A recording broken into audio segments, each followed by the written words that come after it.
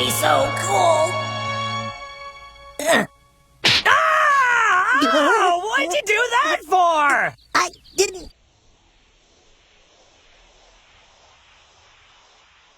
What's going on YouTube? LoganJYA here. We're about to slide into a test hand with this Adamancipator deck list. Before we get into the deck profile, it's a little hard to do a demonstration of a 1 to 2 to 3 card combo when your end boards are very RNG reliant. So instead we are just shuffling the deck up real good, and we're going to do a very good demonstration of what the deck is capable of with a nice good old test hand. Regardless of how the hand is, we're going to try and work through it, bricks and all. So without further ado, let's get started. Alright, opening hand is decent. It sucks to open the Red Eyes Fusion, but there is actually something very specific that we can do about that. Besides that, this is a strong hand that we can work through, play through a lot. So with this particular hand, the first thing I would do is normal summon the Doki Doki. We're not using the effect at this point. Special summoning the Adamancipator Researcher. Using the Researcher effect, we're going to start hitting cards off the top of our deck. This would be a decent point to Gamma, Imperm, Ash, Veiler, anything like that, but then your opponent runs the risk of us resolving the Doki afterwards, and we still have another extender that'll get us into a tuner even if we did get Gamma'd, so it's not that much of a concern. So anyway, we'll hit off the top. Wow. Wow. Almost a whiff right there. That was a rough one, but we did hit a Supplier, so we special summon that guy out and trigger its effect to add a Guardian. No reason not to generate the free hand advantage. It's very important later. So we get that added to our hand. We're going to keep that Supplier on the field for now. And also, since we just searched the Guardian, I think it's a fair point right now, before we're at 5 summons, to trigger our Doki and attempt to special summon a Guardian from our deck. The Doki can summon even the same thing as you discard. It's just got to be the same attribute and type. So pitching out a Guardian to summon a Guardian is actually a very legitimate strategy. Right, so now at that point, we can continue onward with the combo. We've already used our Researcher. We're going to want to keep those level 4s on the field, so we're going to link those two off into our Halki-Fibrax. A very unfair card. Halk effect is going to special summon Plague Spreader from the deck. Again, sorry guys, if this is a little cluttered. Gonna summon out the Plague Spreader from the deck like so. Next, link 1 until this part's very linear, because we have all the pieces we need, which is a level 4 on field and a resolved Halk. We don't even need the Halk to resolve sometimes, like we can play through it pretty well. But we've got 1, 2 monster zones left, so we summon out 2 tokens, level 1 tokens. Use 1 token and the Plague Spreader to go into Metal Marcher. Metal Marcher effect, summon back the Plague Spreader. And then use the Metal Marcher and the other remaining token to go into your Herald. This will protect the remainder of your play if you did not see a Guardian, or it lets you keep a negate on field while you continue to go through your play. The next thing we're going to do is sync off our Supplier and our Plague Spreader into a Raptite. Gonna throw the Raptite in the figurative far right over here and trigger Raptite's effect. Give this one more good shuffle, because the last thing to resolve was a Halki-Fibrax that did put us into the deck, and we'll flip up 5. Freaking cracked. That's actually really, really good. If anything, it's a little top heavy, but we're definitely bringing out that Analyzer. And Analyzer effect is going to flip off another 5 off the top. Cracked. We hit another Guardian. Really good. So we're summoning that out too. Really, really good setup so far. At this point, I would definitely overlay these for a Gallant.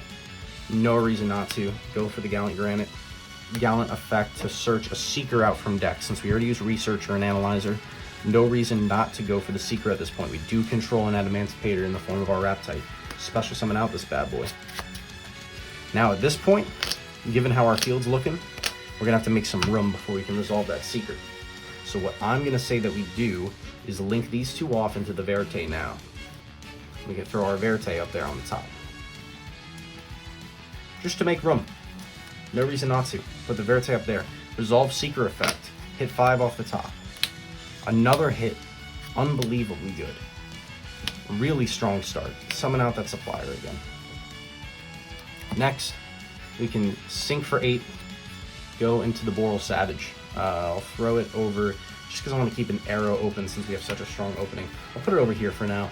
Normally I'd like to respect the anima a little bit more, but in this particular scenario, I'll be a bit reckless. Put our Halki-Fibrax on there as a material. Follow that play up. We are going to... This is where we got options, man. It's actually pretty crazy. We're definitely gonna have to resolve that Plague Spreader at some point. If we want to spend an extra card from hand, like if we don't care, we can trigger sign. Oops, excuse me. We can use our signs or our E-Telly to basically get us into full board. So we might as well do it.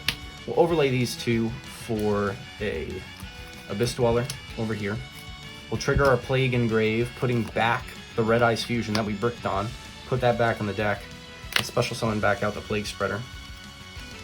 And then we will use either one of these cards. It doesn't matter. To be E-Telly and summon out a Gamma from the deck. That'll be in our last free monster zone. All 6 monster zones occupied at this point. And then this will get banished, this will go to the grave, and we'll link to for an IP Masquerena over here. Last thing to do, resolve the Verite with the Red Eyes Fusion. Oh, hang on. I guess I must have shuffled after that E-Telly a little bit.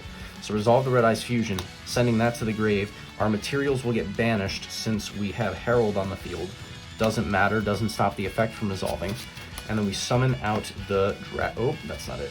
Summon out the Dragoon right there. So that is a full board, completely full, but has 1, 2, 3 Omni Negates, an Abyss Dweller resolving, and then an IP Masquerena that can tag out on your opponent's turn. Say they're trying to swing over your Herald, end of main, boom, tag out for an Avermax that can't be destroyed by card effects. Really, really strong end board. So that's the combo. Let's get into the deck profile. What's going on YouTube? LoganJYA here, coming at you with my first place Adamancipator list that I've been playing for a while now. I'm loving the deck. It's a little goofy, but it's really fun. Not as strong as it used to be, but still a contender. We're going to prove that today. So let's go through this list. Starting things off, obvious. Triple Researcher, Triple Seeker, and then Triple Analyzer. You got to play 3 of each, mandatory. Don't try and get cheap and cut the corners with only 2 researchers. It's not going to work out well. No block dragon. Follow that up. Triple Doki. You have to play it, I think, as a 3-up. Some people choose to play 2, but I love the fact that I can tutor out for any of your rock monsters. It's a little high cost. This gets gammaed. You might be a sad boy, but I think it's pretty important to play all 3. Follow that up. Triple Quakimeru Supplier. This chain blocks for your help. It's pretty awesome. It's also another rock to hit off of your Adamancipator Excavates. Really good card. You'll want to have a lot of options. This is a great option to have. Triple Guardian. Easily the best hit off of an Adamancipator. Hands down. When you see a Guardian, you know that your plays are about to be safe. Except for a freaking Imperm. But how much does an Imperm really do to you? You'll see. Not that much. Triple Ad Heart. One of the best extenders. It's just a free special summon. In combination with 2 Petting Sessoir. A level 4 Earth. Free special summon when you have nothing in your graveyard. Great for starting out your plays. I play 1 blue rock. Lets you draw a card when you special summon it off a rock effect. It's actually pretty decent. Also play 1 Tackle Crusader in the main. This helps force out negates, out boss monsters. It's actually pretty legitimate of a mill. Or it bounces back row, which is decent too. It's got to be face up already, but it's not too bad regardless. Also play 1 Gigantes to search off the Gallant Granite if it comes up. To finish this up, sorry, not done yet. 1 Plague Spreader. It's one of your key combo pieces. If you open it, it's not the end of the world. It's not that bad. I honestly think this card's probably even better than O-Lion was. Alright, and then finally, Triple Gamma, and then the 1 Driver. Only hand trap we play. I wish we had room for more, but you really can't afford to brick on it. We play the only one that can also double as an extender with the E-Telly in the deck.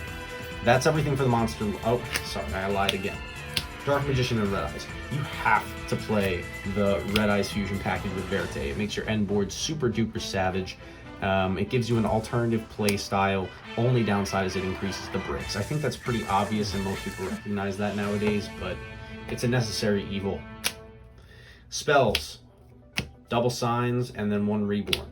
I wish I had room for the 3rd Signs, but the Reborn is just a more versatile Signs, so I think we can kind of get away with it. But Adamancipator Signs is an amazing card. I love stacking Guardians or Blue Rock off of that. It feels pretty good.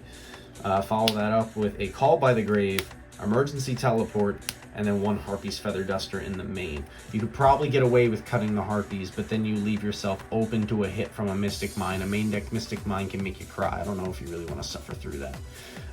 So it's up to you as a player, but I choose to main deck the Harpy's Feather Duster.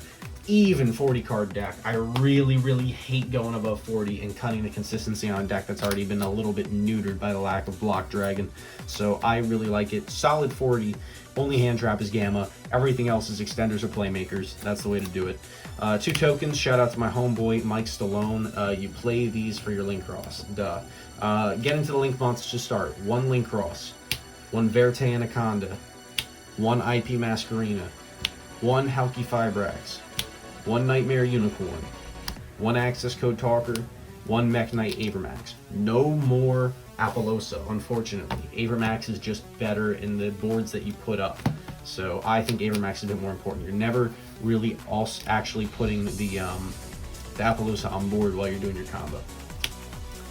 1 Gallant Granite. 1 Abyss Dweller for the XCs. And then for the Synchros, 1 Metal Marcher. 1 Herald of the Arclight. 1 Raptite. 1 Dragite. And then 1 Boral Savage. That's your Synchro and your Xyz lineup. The Gallant is one of the best cards in the deck, bro, because it lets you search for your Researcher, it lets you search for pretty much any of your Adamancipators, it lets you search for Gallant Granite. It can come up, and it's really good and important. You still got to play it, even without Block Dragon. And then the last card in the extra deck is 1 Red Eyes Dark Dragon. Pretty obvious. It's one of your key pieces in your end board. Now, we'll go on to the side deck. Side deck, triple Nibiru, only monster in the side.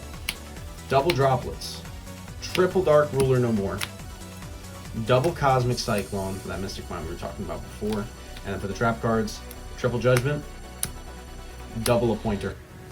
You bring in these trap cards over the Gamma, the Driver, and the E-Telly when you know you're going first. So if it's game 2 or 3 and you just took an L, you bring these in when you know you're going first because it's better to see in your opening hand than a Gamma or a Driver. The only thing that sucks is to lose the E-Telly, but I think that these cards are such high impact that it's kind of worth it. But you can choose that for yourself. Cosmic is kind of a necessary evil. Dark Ruler, super necessary when you're going second against something like Dragon Link or even any build-a-board deck. It's great. I don't like Droplets as much. You don't really want to pay the cost for this card as much as you would in a different... Excuse me. It's not as good as Dark Ruler because it's not free, but it's still a very strong card. And then Triple Nibiru, obviously, because it's the most high-impact hand trap. When you see it, you will ship bricks. All right, there we go. That's it for the deck profile, guys. I really hope you enjoyed this. Don't forget to leave a like down below. Leave a comment. Let me know what you think. Are rocks still playable? I can tell you first here right now, yes. Give the deck a try for yourself, and you will see how competent the deck really is. That's all I got. LoganJYA signing off. Have a great day.